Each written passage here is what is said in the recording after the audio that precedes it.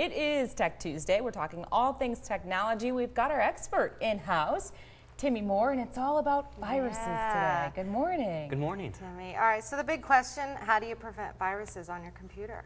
Well, there are a few things you can do. One is many people ignore that Windows will say that it wants to update or it wants to restart.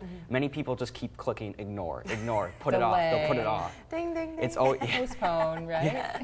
It's always important to say if it wants to restart, you can delay it, but it's always make sure to check for updates. It'll do it automatically like every day, but if it asks you to restart, make sure you restart, because what it's doing is Microsoft is finding security patches. Every day there's new types of holes they find in their operating system, so they'll just keep patching it and patching it, and you want to make sure you're up to date. What if you don't have Microsoft? Yeah.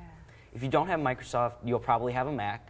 Macs really don't need virus protection yet. There have been a few big ones, but Apple's kind of keeping control of their own operating system. You don't really need to buy anything yet.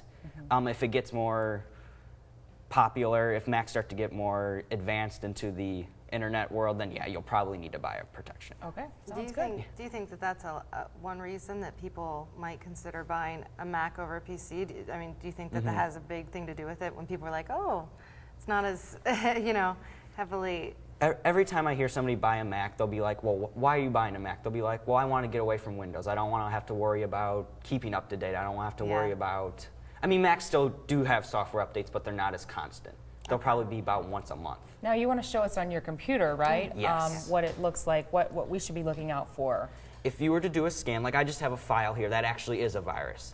If I were to install, there's a program called Security Essentials, and that's Microsoft's own virus protection. Right here it just says scan completed, and it says Security Essentials detected a potential threat on your PC. You would just click clean,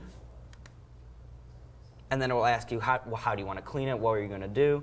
And it'll just go across and take about 5 minutes and clean itself. Now the big thing though too is with a lot of people don't, check their computers for viruses, or they know they have viruses because they don't want to spend $50 on virus protection or $120. And right.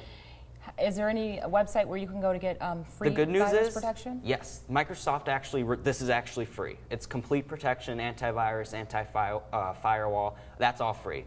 I would trust Security Essentials more because who knows their operating system better than the people that created it. So I would trust them more to create their own protection. So yes, it's free. For example, if an ad comes up and says that you have spyware on your computer, is that, what is that? There are ads that actually fake that, so they hope you click it and they hope you download something and later they want you to buy it.